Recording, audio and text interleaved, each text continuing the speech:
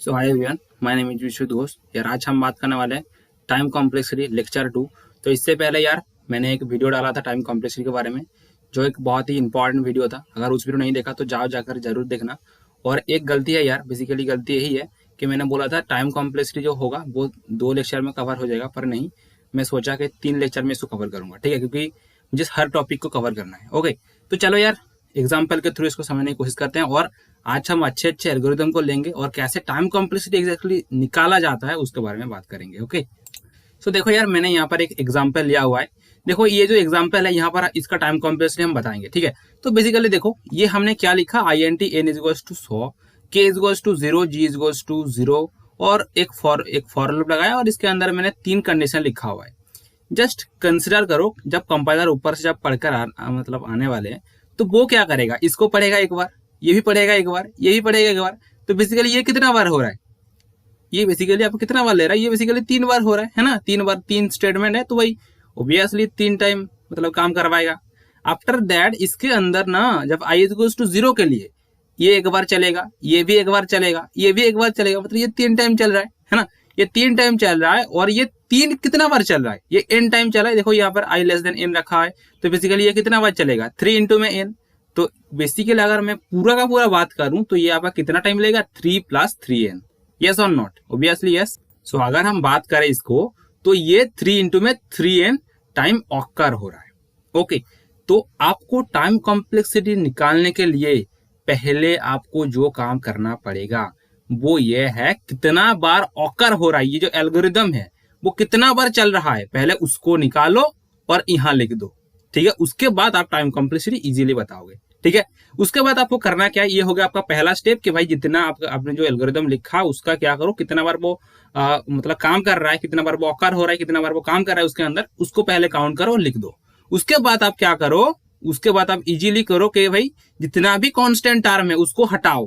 ठीक है, जितना भी कांस्टेंट टर्म, बेसिकली यहाँ पर देखो आपका 3 है तो 3 + 3 इंटू में 3, तो बेसिकली पहला जो 3 है ये भी हटाएगा और जो 3 इंटू में है मतलब ये वाला 3 ये भी हट जाएगा, है ना। तो बेसिकली आपको पढ़ा कहा, आपको बस पढ़ा एक अननोन टर्म जो है n।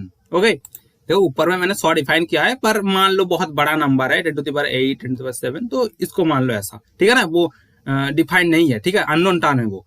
तो बेसिकली करो क्या, जो अननोन टर्म का, ठीक है, यहाँ पर अननोन जो टर्म है वो है n, तो इसका टाइम कॉम्प्लेक्सिटी क्या होने वाला है, वो होगा n। ठीक है, बेसिकली टाइम कॉम्प्लेक्सिटी को पता है आपको, बिग O ऑफ n। ठीक है ना, हम ऐसे कुछ लिखते हैं। ओके, तो फिर हम इसको इजीली बोलेंगे, इसका टाइम कॉम्प्लेक्सिटी क्या है, big O of n। Okay, चलो दूसरा मैं एक एग्जांपल लेता हूँ। सोलो यार, ये हमारा दूसरा एग्जांपल है। हम क्या करेंगे, इसका टाइम कॉम्प्लेक्सिटी पता लगाएंगे।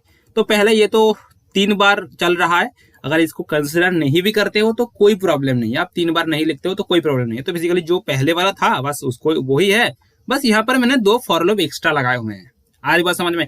तो बेसिकली क्या होगा, यहाँ आप अगर इजीली कंसिडर करो तो ये 3 टाइम और ये आपका 3 इंटू में n टाइम, और ये जो है बेसिकली ये वाला जो है, देखो ये इसके फॉर लूप के अंदर एक और फॉर लूप है, तो बेसिकली ये n² टाइम लेने वाला है, क्योंकि ये देखो j लेस देन i है। तो बेसिकली पहले आइटरेशन पे आपका कितना बार ऑकर होगा, ये तो चलेगा ही नहीं, मतलब 0 मान लो, उसके बाद 1, उसके बाद 2, उसके बाद 3, ये 4, 5 ऐसा कुछ चलने वाला है। तो ये ऑर्डर ऑफ n² टाइम लेने वाला है। अरे भाई, होप आपको समझ में आ रहा होगा। ठीक है, तो अगर मैं इसको कंसिडर करूँ तो ये बेसिकली ये इतना बार ऑकर आपका होने वाला है। ओके, 3 इंटू में 3 + 3 इंटू में n प्लस, अगर आप इसको कंसिडर करते हो तो बेसिकली ये आपका तो 1 + 2 + 3 इस फैशन में वो काम कर रहा है। तो बेसिकली ये आपका कितना लेगा यार, n इंटू में n + 1/2। ठीक है ना, तो यहाँ आप n इंटू में n + 1/2 लिखो तो वो सही लगेगा। ठीक है, सो देखो यार, बेसिकली मैंने पूरा कैलकुलेशन सही से कर दिया, क्योंकि मैंने सोचा कि नहीं n² से काम चला लेते हैं।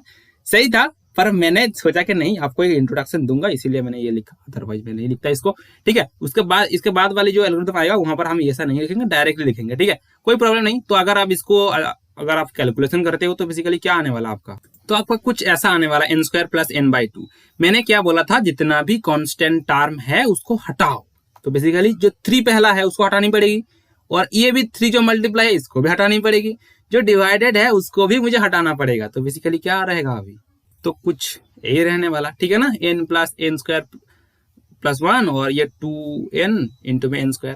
तो अगर आप इसका टाइम कॉम्प्लेक्सिटी क्या बोलोगे भाई, हाँ यहाँ पे तो 2 अननोन टर्म है, यहाँ आपको सबसे बतानी पड़ेगी टाइम कॉम्प्लेक्सिटी यही होगा जिसका टर्म ज्यादा। यहाँ पर देखो बेसिकली आपका n स्क्वायर है और n है ना, n स्क्वायर है तो ये आपका पहला वाला 2 है, इसको भी हटानी पड़ेगी है ना, जो 2 आपका कांस्टेंट टर्म है तो वही 2 को भी हटाओ तो basically n plus n square बढ़ने वाला है आपका।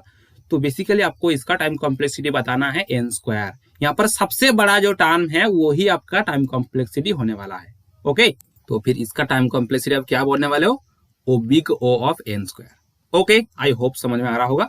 चलो, तो यहाँ बेसिकली मैंने 3 फंक्शन लिया हुआ है और आपको बताना है ये जो बेसिकली ये जो हमने पूरा का पूरा जो एल्गोरिथम का जो पार्ट होता है ना, जो आपको मतलब कितना बार ऑकर हुआ है उससे पूरा पूरा जो कैलकुलेट करते हो, तो वो पूरा पूरा पार्ट मैंने ले लिया। तो अगर आप पहले को देखते हो तो यहाँ पर सबसे बड़ा जो टर्म है वो n क्यूब है, तो इसका टाइम कॉम्प्लेक्सिटी आपका होने वाला है n क्यूब। अगर आप इनको कंसिडर करते हो तो बेसिकली देखो n टू द पावर 6 है, n टू द पावर 7 है और 6 इंटू में, तो भाई obviously n to the power 7 आपका बड़ा सबसे है, तो बेसिकली आपका टाइम कॉम्प्लेक्सिटी होने वाला है n टू द पावर 7। अगर आप थर्ड वाला कंसिडर करते हो तो easily n to the power 6 आपका टाइम कॉम्प्लेक्सिटी होने वाला है। ओके, तो चलो ये तो हो गया। अभी दूसरी बात करेंगे कैसे आप जो प्रॉब्लम आएगा टेंशन मत लो, मतलब जो ऑकर हो रहा है वो कैसे उसको कैलकुलेट करते हो, ठीक है ना। सो देखो बेसिकली ये हमारे पास एक एल्गोरिथम मैंने ले लिया, तो भाई मुझे बताना क्या है कि ये कितना आपका इसका टाइम कॉम्प्लेक्सिटी क्या है, मुझे ये बताना है। ओके, सो बेसिकली अगर आप उसको अच्छी तरह से देखते हो तो यहाँ पर देखो बेसिकली मैंने जस्ट एक ही चेंज किया हुआ है, i equals to i plus 10 किया हुआ है और कुछ नहीं किया, ठीक है। अगर तो बेसिकली मुझे फाइंड क्या करना है, इसका टाइम कॉम्प्लेक्सिटी क्या है, ठीक है। तो कूल माइंड में बैठो और ट्राई करो ये कैसे निकाले जा सकता है, ठीक है ना। तो मैं यहाँ ना 2-3 स्टेप में बात करूंगा और 2-3 स्टेप फॉलो करना, आपका सब हर टाइम कॉम्प्लेक्सिटी आप इजीली निकाल पाओगे, ठीक है। तो पहले जो होगा बेसिकली क्या होगा, आपको देखना पड़ेगा। देखो ये i ना i प्लस 10 हो रहा है, मतलब अगर आप पहले आइटरेशन पे i था 0, उसके बाद वाला क्या हो जाएगा, i आपका बढ़ जाएगा 10 हो गया, उसके बाद आपको 20, उसके बाद आपका 30, 10 टाइम वो बढ़ रहा है ना। तो यहाँ तो कुछ दिक्कत आने वाला है, यस और नॉट, यस ऑब्वियसली यस। तो बेसिकली हम क्या करने वाले हैं, बेसिकली हम i को कंसिडर करेंगे और दूसरा जो कंसिडर होगा क्या कि भाई आपका यहाँ कितना बार वो काम कर रहा है, ठीक है ना। मतलब ये जो चेकिंग वाला स्टेप है वो कितना बार चेक कर रहा है, बस उसको हम फाइंड करेंगे। ओके, और अंदर में जो 3 इंटू में वाला पार्ट है इसको जस्ट वो हम कंसिडर नहीं करेंगे। 3 इंटू में हमने क्या बताया, जो कांस्टेंट वाला टर्म है उसको हटा देना, कांस्टेंट टर्म आपका नहीं काम करता है। अगर आप बड़े मानो बड़े अगर n की वैल्यू बहुत बड़ा है 10 to the power 7, 10 to the power 8 है, तो उस टाइम ना ये 3 इंटू में वो इतना ज्यादा इफेक्ट नहीं फैलता, ठीक है ना। अगर आप इतना बड़ा कुएं से अगर आप 2-3 ग्लास अगर पानी निकालते हो तो कोई प्रॉब्लम फर्क नहीं पड़ता है, ठीक है ना। तो ऐसा कुछ मान सकते हो। ओके, मेजोरिटी पार्ट हमें निकालना है, ये टाइम कॉम्प्लेक्सिटी यही बोलता है यार। ओके, तो चलो यहाँ पर हम देखते हैं। अगर हम पहले बात करें तो n की तो आपका 100 वैल्यू है और i की कितना वैल्यू, i की वैल्यू है 0 और काउंट आपका 0 है, ठीक है ना। काउंट मतलब ये कितना बार ऑकर हो रहा है, ये कंडीशन कितना बार चेक कर रहा है, हम जस्ट वही फाइंड करेंगे, ठीक है ना। इसके अंदर कितना बार वो ऑकर कर रहा है बस वही फाइंड करेंगे। ओके, अगर 1-2 बार गलती हो गया तो कोई फर्क नहीं पड़ता इसमें, ठीक है ना।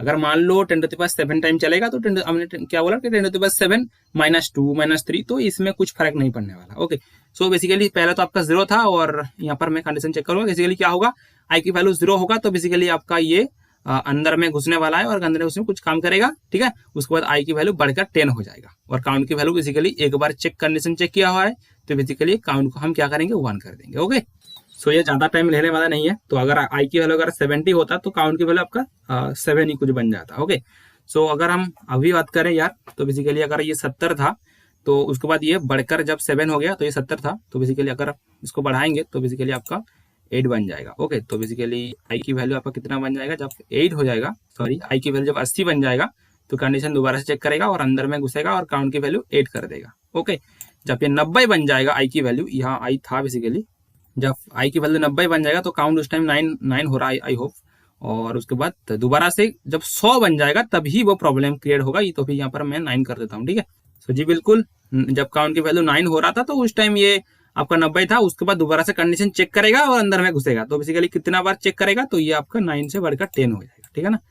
ये बढ़कर आपका 10 बन जाएगा। ओके, सो i की वैल्यू आपका जब 100 बन जाएगा तो उस टाइम ये कंडीशन ब्रेक हो जाएगा, ये सॉरी कंडीशन फॉल्स हो जाएगा, उसके बाद ये आपका चलने वाला नहीं है। आ रही बात समझ में।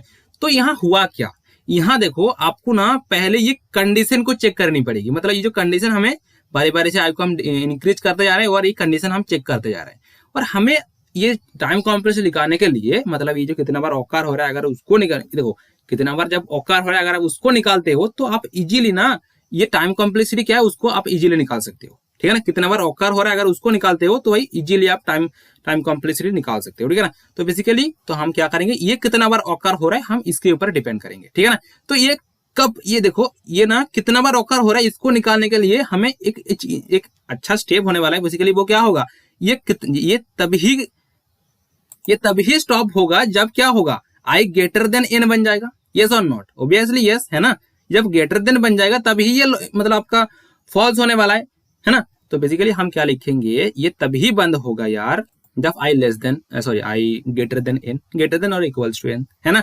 और यहाँ काम हो गया जनाब, काम तो हो गया। अभी क्या निकालना है हमें, निकालना है क्या, पहले तो मैंने ये कंडीशन को जस्ट ऑपोजिट कर दिया और ऐसा कुछ काम नहीं किया, तो पहले मैंने ये कर दिया। उसके बाद मुझे करना क्या है, मुझे आई को फाइंड करना है, ये सेकंड स्टेप होने वाला है। आई को हम क्या करें, अभी फाइंड करेंगे क्या, आई को फाइंड करेंगे, ओके। आई देखो, आई क्या हो रहा है, 10 टाइम बढ़ते जा रहे, तो था 0, उसके बाद बढ़कर हो गया 1, उसके बाद बढ़कर हो गया आपका उसके बाद 10, उसके बाद 20, उसके बाद 30, कुछ 10 टाइम बढ़ते जा रहे हैं ना। तो कुछ ऐसा हो रहा है 10, 20, 30, 40 कुछ ऐसा हो रहा है। तो बेसिकली हुआ क्या, आपका था कितना, आप अगर आप अच्छी तरह से कंसिडर करते हो, आपका जो आई था यार, अगर आप आई को के मानते हो, मान लो ये आपका के था, उसके बाद वाले स्टेप में क्या हो गया, के इंटू में 2, यस और नॉट, के इंटू में 2 हो गया। उसके बाद वाले स्टेप में के इंटू में 3, के इंटू में 4, के इंटू में 5, के इंटू में 6, के इंटू में 7। तो कुछ ऐसा हो रहा है, ओके। सो देखो मैंने क्या किया, बेसिकली आई को मैंने क्या, ये पूरा जो आई है वो किसके ऊपर डिपेंड है, के इंटू में 10, ठीक है। और के क्या होगा, के होगा कितना बार वो ऑकर हुआ है, ठीक है ना। अगर मान लो के आपका 10 बार ऑकर हुआ है, इफ यू कंसिडर के आपका 10 बार ऑकर हुआ है, तो बेसिकली ऑब्वियसली आई की वैल्यू क्या बन जाएगा, ये देखो ये कब फॉल्स होगा, जब आई की वैल्यू भी 100 बन जाएगा और आपका एन की वैल्यू भी 100 बन जाएगा। तो बेसिकली मैंने क्या किया, आई को मैंने इक्वल किया किसके साथ, ये के इंटू में 10 के साथ, ठीक है। तो आई इज टू के इंटू में 10 बन जाएगा। तो बेसिकली अगर आप के 10 बार हुआ है तो 10 इंटू में 10, तो ये 100 बन जाएगा, ओके। और ये अपना ये जो ग्रेटर देन ऑपरेटर है इसको नहीं लगाओ तो अच्छा होगा, ठीक है, इसको मत लगाओ यार, ये इक्वली कर दो, क्योंकि मैंने क्या बोला था, अगर समंदर से अगर ज्यादा पानी निकालोगे, और अगर आप थोड़ा पानी निकाल लोगे तो कोई प्रॉब्लम नहीं पड़ने वाला है ना। तो आप ऐसा कुछ लिखो, आई इज गोज टू के एन, ओके। और आई की जगह में अभी क्या लिख दो, के इंटू में 10। हमें निकालना क्या है, हमें निकालना अभी के को है, मतलब कितना बार ऑकर हुआ है वो। आई होप यू अंडरस्टैंड, मतलब समझ में आ रहा है आपको, ठीक है ना। तो आई इज गोज टू के इंटू में 10, तो आई की जगह में हम क्या लिखेंगे, के इंटू में 10, ओके। सो मैं क्या करता हूँ, आई की जगह में के इंटू 10 उठाता हूँ और उसके बाद इजीली इसको निकाल लूंगा। मतलब मुझे निकालना क्या है, मुझे निकालना है के को, ठीक है। तो हर टाइम आपको ऐसा सोचना है, ओके। इससे बाद वाली आएगा, ठीक है, टेंशन मत लो, उससे बाद वाली भी कुछ क्वेश्चन करेंगे। आज वीडियो इसको करने के बाद ही खत्म कर देंगे, उसके बाद वाला जो वीडियो आएगा वहां पर हम अच्छे से क्वेश्चन करेंगे, 2-3 क्वेश्चन ऐसे करेंगे जो लॉगरिथमिक टाइम कॉम्प्लेक्सिटी आने वाला है, ठीक है। वहां से अच्छी तरह से आपको रियलाइज होगा कि हाँ भाई ऐसे निकाली जाती है, ओके। तो यहाँ मैं करता हूँ, ठीक है। तो देखो यार, के इंटू में 10 इज टू एन, तो बेसिकली के इज टू एन बाई 10। तो बेसिकली इसका टाइम कॉम्प्लेक्सिटी क्या होने वाला है, order of N by 10, okay. तो 10 क्या हम 10 बोलेंगे, नहीं, आपने ही तो बोला था भाई कि भाई कांस्टेंट जितना टर्म है उसको हटा ही देना, ठीक है ना। तो भाई ऑब्वियसली हम कांस्टेंट टर्म को हटाने वाले हैं। आपका टाइम कॉम्प्लेक्सिटी क्या होने वाला है बताओ जरा, N order of N, okay. तो टाइम कॉम्प्लेक्सिटी क्या होगा इसका, सो आपका जो टाइम कॉम्प्लेक्सिटी होने वाला है इस एल्गोरिथम के लिए वो होगा बिग ओ ऑफ एन, ठीक है। तो आज वीडियो में तो सिर्फ बिग ओ ऑफ एन ही मैंने डिस्कस किया हुआ है। चलो इसको थोड़ा मैं समाप्त कर देता हूँ। बेसिकली क्या होगा, आपको जितना बार ऑकर हो रहा है उसको ऐसे लिख दो, ठीक है। आपका जो आई हो रहा है पूरा जो डिपेंड हो रहा है, जो यहाँ पर जो कंडीशन लगा हुआ है, ठीक है, उसको थोड़ा से देखो कि इसको पूरा ब्रेक करो, कब ब्रेक होगा, ठीक है। थोड़ा सोच लो उसको, और उसके बाद जस्ट मतलब आपको ग्रेटर देन लेस देन ऐसा लगाने की कोई जरूरत नहीं है, ठीक है। आप इजीली ऐसा कुछ लिख दो, कोई प्रॉब्लम नहीं होगा इससे, ठीक है। उसके बाद आई कैसा बिहेव कर रहा है, आई जो आई होगा आपका कैसा बिहेव कर रहा है, ठीक है, उसको निकालो पहले। और यहाँ पर एक टर्म जो बनाओ जो है के मतलब कि आपकी मन के हिसाब से कुछ भी लगा सकते हो, ठीक है। आपने कुछ भी लगा लो यहाँ पर, ठीक है, और लगाओ। एंड आफ्टर दैट आपको भाई आई की जगह में उसको वैल्यू लिख दो, उसके बाद आप के को निकाल लो, आपका टाइम कॉम्प्लेक्सिटी निकाला जाएगा इजीली, ओके। आप यहाँ पर क्या करो, यहाँ पर जो डिक्रीमेंट वाला स्टेप होता है, यहाँ पर मैंने इंक्रीमेंट कर दिया, यहाँ पर डिक्रीमेंट वाला स्टेप है उसको भी ऐसे काम करके लगा दो, ओके। तो चलो आज वीडियो यहाँ पर समाप्त करते हैं। अगले वीडियो में हम बात करेंगे और कुछ क्वेश्चन जो बहुत ही इंपॉर्टेंट क्वेश्चन होने वाला है, ठीक है।